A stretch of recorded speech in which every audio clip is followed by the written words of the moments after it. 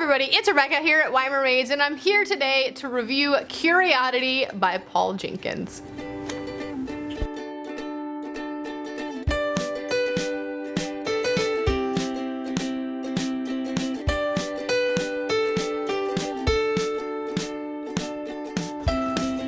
So in Curioddity, we have a guy named Will Morgan, and life has been pretty bland for Will Morgan ever since he was 10 years old, and the magic in his life kind of goes away at the age of 10. And I'm not going to tell you why, because I don't want to spoil it for you, even though it's like this first chapter.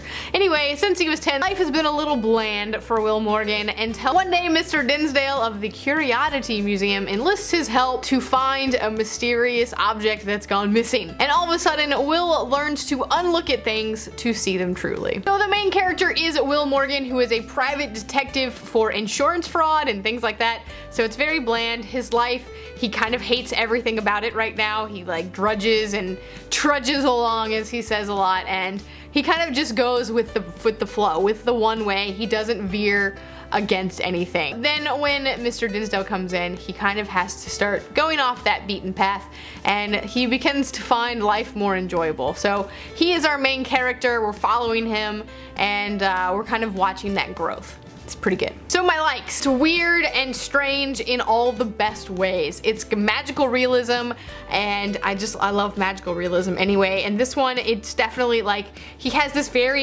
Will has this very boring, mundane life, and then when he learns to unlook at things, or to look at them from a different perspective, or just to kind of open his eyes a little bit more, things get really interesting, and it's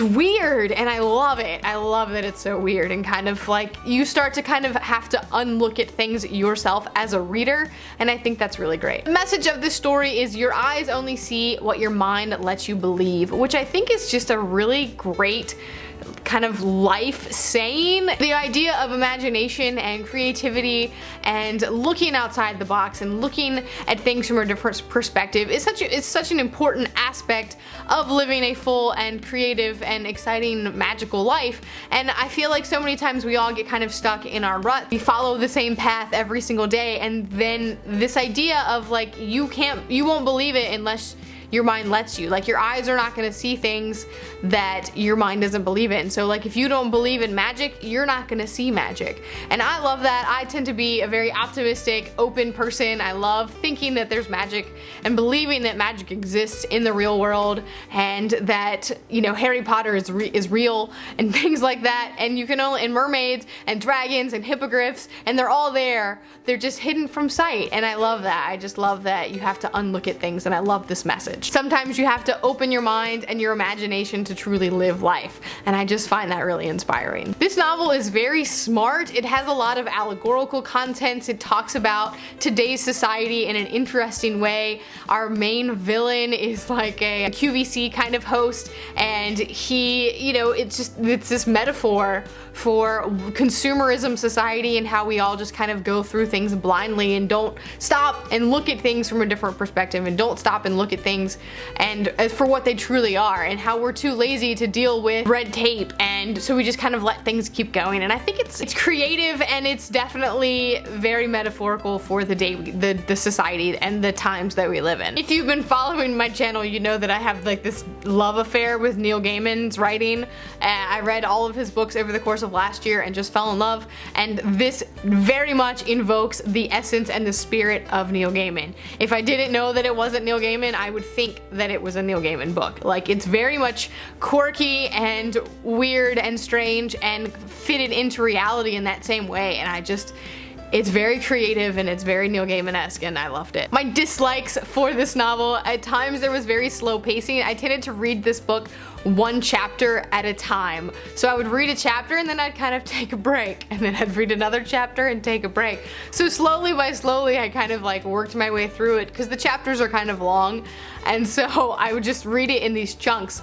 And so I found at times that, like, although the story was intriguing, it's very much like some of these slower paced Neil Gaiman novels too, where it's just, for some reason I can't binge read it. I had to read it in chunks, and so that was just, you know, it's not necessarily a bad thing. I still was captivated by the story, but I only read it in chunks. I don't know why. Some things were also kind of hard to picture. Again, we're talking about like magical objects that shouldn't exist, like levity, which is the opposite of gravity, and all of these kind of weird things that are just at times hard to picture, especially in this kind of culminating sequence at the end where a lot of these objects are coming back into play, and I was like, I can't picture what this looks like in my head. Some of it was really easy, but then parts of it I was just like, I was kind of lost.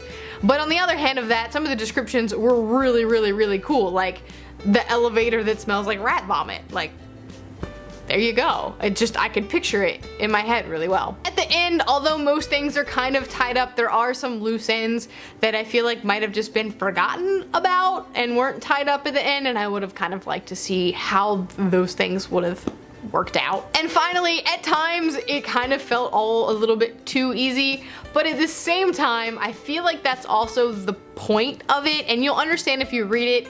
There's very much a conversation that Will has, an inner monologue, as well as a conversation with other characters, and it's like, shouldn't this have been a little harder? Wasn't this a little bit too easy? And I think that's the point, but it did, you know, you're like, well, yeah, it does kind of seem easy. You're right, Will, why isn't this harder? So, you know, it could go either way on that one. Some more information about Curioddity and the author Paul Jenkins. This is a debut novel. Paul Jenkins has previously worked in comic books and video game writing, but he's not written a novel, so this is his debut novel. But he does definitely invoke a lot of those same kind of serial ideas and things that you would see in video games and comic books. You definitely can see that in his writing and how that's influenced him, and I think it's really fantastic. Also, St. Martin's Press did contact me with an email asking me if I'd be interested in reading and reviewing this book. I read the blurb and it sounded like something I would love because, hey, it's described like Neil Gaiman, and I was like, yes, 100%.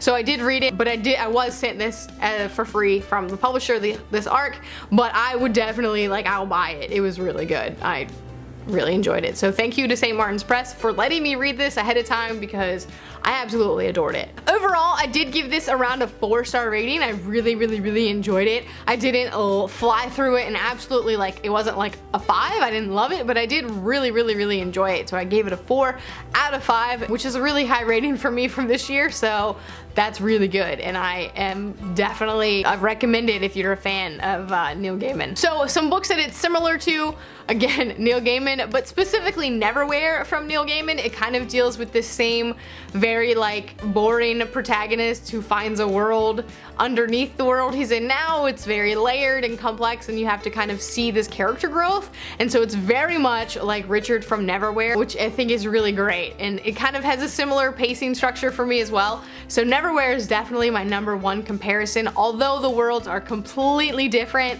and the idea is completely different, they do invoke, it does invoke the kind of like feeling and essence of Neverwhere, if you will. It's also compared to Mr. Penumbra's 24-Hour Bookstore by Robin Sloan, which, again, there's like a hidden world beneath the main world that you don't know about until you dive a little bit deeper, which is also a fantastic novel. And so this book is really those two combined, but there's also some other books that I would recommend based on this one, which would be The Regional Office is Under Attack, which I read earlier this year. And again, we're dealing with kind of like, when I pictured parts of this book, in my head I also was like, oh, Regional Office, this reminds me of that.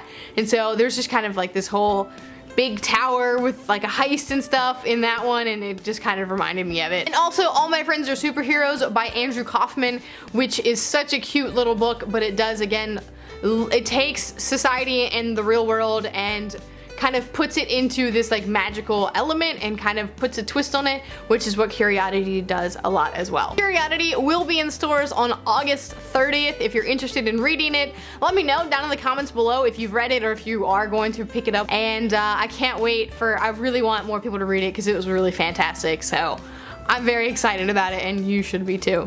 Anyway, that is it for me today. I'll see you next time.